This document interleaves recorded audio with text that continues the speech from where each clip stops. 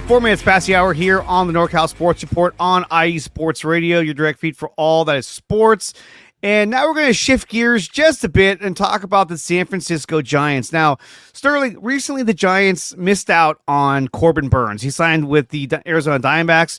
I believe it was a 6-year deal for a little over $100 million. I forgot the exact terms of it. I'm screwing that one up. But he had a 2-year opt-out. And I think that was probably one of the biggest tipping points for the Giants, is that he probably wanted the same thing. He probably wanted that 2-year opt-out so that he can, garner a bigger contract if he performs well in San Francisco. And really, that's a contract where if something goes wrong and he suffers massive injuries, you're on the hook for 6 years because he's not going to opt out. He's just going to ride it out. So a 6-year deal for a pitcher, that's a lot. I really can't think of any long-term contract on a pitcher that's really worked out in favor of a team because pitchers take on so many injuries every single season. What did you think about the Corbin Burns contract? Do you think that the Giants skipped or dodged a bullet, or do you think that they should have made that try to match that offer? I don't think they dodged a bullet by any means. I think, where they ended up landing, while it's not really a consolation prize. It's okay. I do think, and I believe that Corbin Burns would have set this roster up to not just contend in the NL West, but I think maybe push the Padres and the Diamondbacks for the number 2 spot in the NL West and maybe be a top wild card. Obviously, they have to get the offense in order still. Willie Adames goes a long way into doing so, but Corbin Burns is a perennial 200-plus inning pitcher. I get the velocity was down a little bit last year, which raised some concerns. But I would not like if you're the Giants and let's say Burns gives you an incredible 2025 season. In 2026, he gets hurt. The odds he bounces back, depending on the injury, are pretty high. He's a very durable pitcher. So, I get you can talk about finances and whatnot. The Giants ownership, albeit, has spent more than they wanted to this offseason, which is a great sign. Thank you, Buster Posey. I think it's a deal that I would have done simply because you got to pay the piper to get elite players. In Corbin Burns, you can argue that was the best pitcher on the open market this offseason. I would have loved to have seen Logan Webb and Corbin Burns anchor this staff in 2025 and beyond. Yeah, that would have been awesome to see the two of them with Robbie Ray out there. Because when we had Blake Snell, Robbie Ray, and Logan Webb healthy, that was the one time in the second half of the season where they actually started to make some noise and was like, hey, maybe we got something here. And then Ray went down, and then it just all kind of fizzled out because our offense was just terrible. Now, obviously, getting Willie Adames, I think, will help a lot because they need more offense in this team like you would never believe. But it doesn't stop there. I mean, look, we don't know where Fitzgerald fits in. He might be your second baseman. He might be, I know he played shortstop last year, but obviously you got Adames to fill that in. We still have a hole at first base. My thing is, I think the Giants should go all in on Pete Alonso. That's a guy I would love to see at first base. But again, I don't know if Alonso is one of those guys where he's like, oh, well, hey, I want to opt out after a year or after 2 years. And if that's the case, then is it really worth it going after a guy like him? What do you think about Pete Alonso coming to the Giants? Would that be a good move in helping this team get back to where it needs to be at? I mean, it's hard to say you don't want a player that can hit 35 or 40 home runs a season in your lineup. Like, that's like a duh. Like, of course you want that. I also think the Giants need an extra thumper in that lineup, primarily at first base. I think Alonso, unfortunately, with what he's asking, is not going to get this Prince Fielder-esque type deal that he wants, according to his agent, Scott Boras. That said, if he wants to come here for a 1-for-1, a 1-year deal and maximize him to see what you can get out of him, I would love that. I'm okay with taking a 1-year rental for Pete Alonso. And if he sucks this year and he wants to come back in 2026, cool. But I'm not willing to commit, $150, $200 million for a player that he really isn't a great defender. He's probably a DH going forward, which is fine. That said, what he brings to you is essentially 35 home runs, a relatively okay average, a lot of home runs, but he's not going to steal bases. He's not going to play great defense. Yeah. And then it leads to the question of, okay, if you sign Alonso and he'll be your DH, what do you do with Flores? Who's playing first base again this year? which I think is a more prevalent issue compared to getting Alonso, I'm for that 100% on a short-term deal. But my bigger questions kind of resolve around what's happening at first base. Like that is a massive question. Yeah, huge. I mean, you got Wilmer Flores. You got what's his name? It's eluding me. What's that? Lamont Wade Jr. Lamont Wade Jr. Thank you. And Lamont Wade had a good year last year, first half. He was batting well for 300. He was getting on base like crazy. Then he got hurt. And then it's like, where did he go? He just sort of like, he got hurt and he was gone for so long that I was like, dude, is he still on the team? What's going on? It took him forever to get back. I was like, bro, what are you doing? But I don't know if that's the guy I want to move forward with at first base in Lamont Wade. Now, obviously, Yastrzemski is more of a stopgap. Your outfield still consists of Jung Ho Lee and Elliot Ramos, probably in left field. So yeah, I get why they brought back Yastrzemski, and they still need a right fielder, and so he's someone that can fill in for that spot. A guy like Bryce Eldridge is still in your system. I don't know if he's able to really contribute this year. At the start of the year, it's possible, but more like maybe second half of the year, if not next year. But this guy looks really, really good. The Giants did make a move, however, in signing Justin Verlander to a one-year deal. A one-year deal pending physical. And he's a future Hall of Famer, yes, and he turns 42 next month. That's like, oh boy. But what'd you think about the signing of Justin Verlander? In regards to the on-the-field production, I'm not sure how much left he has to offer. I don't think this move in signing Verlander was for that, though. Yes, obviously you want him to be a guy that can start 20 games for you and go out there and, shove every 5 days.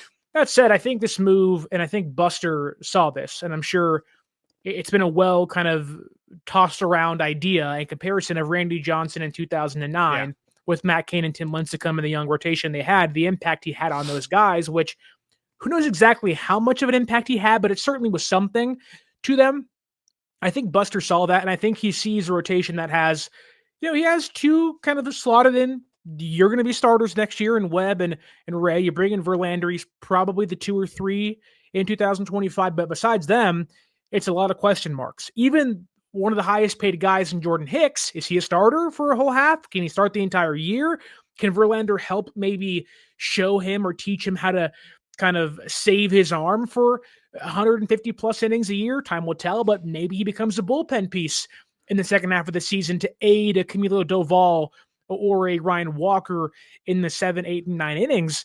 So, and then you get into Kyle Harrison and Hayden Birdsong and Mason Black and all these other guys, Tristan Beck, like so many other guys that are seemingly finding themselves being these 4A type players trying to break through that glass ceiling and reach their true potential.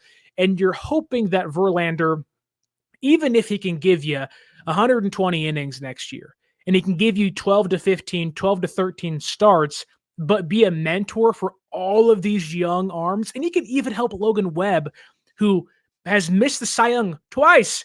Finally maybe get one. I love this move. The only drawback is having Ben Verlander tweet about the Giants and the Dodgers now, which is Justin's brother. It is like the worst part of this. I have to actively follow him on Twitter and X now. And it's like, I don't want to because you're a Shohei just shoving down my throat kind of Twitter person, but I'm all for it. I don't know how you don't like this move. It makes sense. It's a 1-year deal, $15 million. It's not going to cost them much. And it could be his last year in San Francisco or his entire career. And why not pay to see a future Hall of Famer out there on the mound every single week at Oracle Park in 2025? I am completely on board with that. I found these images of, potential rotation. I found a couple of them. This is by Fox Sports. And all of them had Jordan Hicks as like the 4th or 5th starter. Personally, I know they brought him in last year under Farhan. Farhan said, yeah, he's going to be a starter. Look, after the first, 2 months of the year, 3 months, 2.5, you could see that his arm strength was diminishing every single game. There was a struggle to get through 4 innings, get through 5 innings. I don't think this guy really is a starter, even though he wants to be. To me, this guy, if you put him in the bullpen, and now you got Ryan Walker, Doval, Jordan Hicks, to me, that makes a much more formidable bullpen. Sean Jelly is also in that bullpen. He could be a starter for all we know, too. The guy's like almost 7 feet tall. But I think you have to get one more guy in here. I don't think you can lean on Jordan Hicks or lean on we got Verlander. So you got Webb, Ray, Verlander. That's pretty good 1, 2, 3. No, it's not. It's just all right. But these guys, Ray, Verlander, have shown you that they have the potential to suffer from injuries. Ray came back, he pitched really well, but then he got hurt.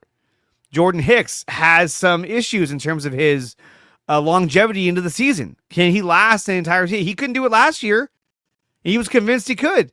Kyle Harrison, I love Kyle Harrison, but him as the fifth starter, I like that. If he's your number 2 starter, then you're like, okay, hold on. He's going to get there, but he needs a little bit more. I still want them to get somebody else. Obviously, there's Roki Sasaki, which I don't think he'll come here. I think if Corbin Burns would have signed a contract with us, I think maybe then he would have said, well, hey, wait a minute. They got Burns. This is more attractive, but everything tells me he's going to end up in either San Diego or the Dodgers.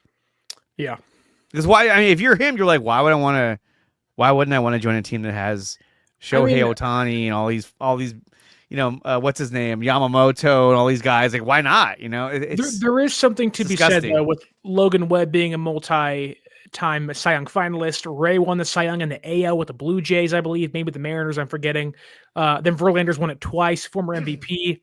Not to mention, the Giants and San Francisco itself have one of the most untapped Japanese markets in the entire country. I know. I get it. You got LA and, you have Shohei and Yamamoto. The San Diego has Darvish, who is probably one of the greatest Japanese pitchers ever. Him and Sasaki are close. Not to mention Jung-Hoo Lee's also here. Like, I think if the Giants could, I think they'd rather pay for Sasaki. Like, if, say, Sasaki wasn't kind of held back by a hard international pool bonus cap, I think they'd give him 15 a year compared to Verlander. I think they would. He's 26 years old. He's young. And I think in regards to making money, the ownership group wants to make some money. Sasaki can open up and untap a market that is vast. And maybe in the playoffs, if you play the Dodgers, you can have the entire country of Japan tuned in to watch Giants and Dodgers, Shohei against Sasaki. Yeah. That'd be incredible to watch. Or even Yamamoto if he's out there pitching as well. Yeah. We're talking with Sterling Bennett, host of 49ers Access, and he covers sports for 957 The Game. The Giants seems like we have to get one more pitcher. I'm sorry. I can't go into the season with this rotation and think, yeah, we're going to compete. I don't. I feel like this rotation is that's going to slowly but surely fall apart. When we talk about the age of Verlander, the health concerns with Robbie Ray, Jordan Hicks not being able to last the entire season, and ended up in the bullpen last year. So I still think they should get somebody else. I don't know if we're going to get Roki Sasaki. I would love that. But let's say, do you think the Giants are a team that will be able to get 2 more stars, or do you think it's one or the other? It's either going to be one more bat, one more pitcher, or you think they'll do both? I think they'll do one or the other. Yeah. I can see them getting neither one of them at that, but I'm just saying if they were to get one, it would be one or the other. They won't try to go after both of them. I think they'll try. I think you see how aggressive they've been this offseason. There was reports, I believe, by Andrew Baggerly of The Athletic. It may have been Alex Pavlovich of NBC Sports talking about how they were involved in the Garrett Crochet conversation. They were uncomfortable with how much they were willing to offer for Garrett Crochet. They were in on Corbin Burns. They weren't in on Soto, but they paid a heavy price tag for Willie Adames early and got ahead of the wave of the post-Soto signing. They have been in on Kyle Tucker. Like, they've been trying to get another bat. And that would have been great. Kyle Tucker, oh my God. It would have been awesome. Yeah. But I kind of think they're done with the pitching staff. I think they're willing to ride this 6-man rotation, and they'll mix in players. Hayden Birdsong isn't even pictured there. He should be well enough to, I think, earn a spot in the rotation last year. I think you can save Verlander, Ray, and Hicks, and even Kyle Harrison, who may or may not be on a pitch count again this year, by implementing a 6-man rotation. But although it's unlikely, they can mix and match with all they have a lot of depth at pitching, and I like that a lot. It's young depth, but I do like that. But I also believe there is a possible avenue they can trade for a bat compared to signing one. I wouldn't mind a player like Jorge Polanco, who's a free agent to play second base, coming off an injury, wants to kind of rehash and rebuild his stock and value. Ha-Seong Kim's still out there. I wouldn't be against that still. That said, again, my mind just goes to first base. I don't think they're on the Anthony Santander market. He's a DH and only a DH only. His power play, certainly, but the on-base percentage is pretty low. Doesn't give you an average. He is a home run or nothing kind of player. I'm not sure if you want to sign to that kind of bat in Oracle Park. But if you listen to what Buster Posey talked about in his introductory press conference, and I always go back to this, he talked about wanting to sign free agents and acquire players that have the mindset of, I want to drive in runs. And there aren't many people like that out there. Adames hits that to a T. Chapman's extension hits that to a T. And with not many guys else out there like that, I think the trade market makes a lot more sense. If it's me and I'm looking at teams that want pitching, the Angels need some pitching. They signed a handful of veterans this year, but the Manasian brothers now are GMs. Zach Manasian's brother Perry is the GM of the Angels. Maybe trying to go out and get Taylor Ward, an outfielder who can get you 20 home runs a year, makes some sense. They need pitching. Here's Tristan Beck and David VR. To me, that sounds great. Give him a mid-level prospect or not, and your rather weak farm system, but I think that can still play. I would also call the Red Sox about Tristan Casas, although that seems like a long shot. But the one move I have been clamoring for all offseason is calling the Baltimore Orioles and saying, what do you want for Ryan Mountcastle? They have to win now. That young, controllable core, albeit is vast, it is deep in the farm system. Mountcastle is blocking Kobe Mayo. They just brought back, I'm forgetting his name currently, but their left-handed platoon first baseman. I think there is a way Ryan Mountcastle gets moved this offseason. I think it makes sense. And if you can give the Orioles a starting pitcher, maybe add some depth, heck, maybe even it includes Mike Yastrzemski, I'm cool with that. I'd rather rock with Luis Matos playing right field or Wade Meckler playing right field or signing some smaller guy out there to go help my outfield, but also I want to get Ryan Mountcastle in the orange and black, just not in Baltimore, in San Francisco. He's already in orange and black. Right. And Mountcastle had 13 home runs, batted 271 last season with 63 RBIs and 54 runs. So and that'd be a good as well at first base. He could play first base or left field. But I would rather see a guy like Luis Matos, who I think he just won an award in the Venezuelan League. Venezuelan MVP, I think. Yeah, and I mean, look, that doesn't always translate to he's gonna kill it up here. But I think he showed enough last season that you got to give this guy a shot. You can't just keep rolling out there with some days we'll go Yastrzemski, some days we'll go Matos. I think you just got to play the guy and just get him out there and see what he can do for you. Because 22. He went on a stretch last year where he was killing the ball, and I thought this was going to be his breakout year. And then he sort of cooled off, and then of course, like Farhan does, he sent him back down. It was like, oh god. So blocked by Austin Slater. And then they traded him, which I was like, I don't even know why he was on this team. God bless him, but still. For Alex Wilson, who then got reclaimed by the Mets afterwards. Yeah, it was just like, we just got rid of him, basically. So a lot to do for the Giants. I still think they need one batter or one pitcher. They need something in there. Hayden Birdsong should have been on this picture. I think he's more of their number 4 starter or number 5 starter. And I think Jordan Hicks needs to be in the bullpen. I don't think that Buster Posey will say, hey, you know what? Let's give him another shot in the rotation. No, I think he's going to say, no, he's a bullpen guy. Absolutely. Unless, of course, there's nobody else, but I still think that he'd be more effective out of the bullpen when you partner him with, the Rogers brothers. We still have both of them, don't we? I think we still do. Tyler just signed for like 5.3 via arbitration today. Yeah. I'm pretty sure Taylor's still here. Maybe I'm wrong. Yeah. So you got the Rogers brothers. You got, Camilo Doval and Ryan Walker, who ended up being our best arm in the bullpen was Ryan Walker. I don't know what happened to Doval. He sort of fell off. But, I mean, look, even Buster Posey said, I'm not going to get rid of him because we still see him as a valuable piece of our roster moving forward. I thought was really, he didn't have to say that, but I thought that was really great that he did say that. And if Doval heard that, he's probably like, oh, awesome. This is I love this guy, it gives him a lot more confidence. So we'll see what they do. I'm still in the boat of get me Pete Alonso and all will be right. I think if we get Pete Alonso, it's going to improve this team dramatically. They might open the door for someone like Roki Sasaki to say, you know what? Let's go over there because you guys got Willie Adames, you got Pete Alonso, you still have Logan Webb and Robbie Ray. Let's go for it. So who knows? We'll see what they do as the season is quickly approaching. I think spring training starts at the end of next month. Yeah, we're almost there. Right around the corner. It's crazy. Sterling, thank you so much for coming on here. I appreciate you doing 2 segments with me, Niners and Giants. You can follow Sterling over at 49ers Access Podcast, which is on YouTube. I think it's wherever you can find podcasts out there. Where else can they find you? You can also find me on Twitter at 49ers_access or Instagram at 49ers.access. .access. There we go.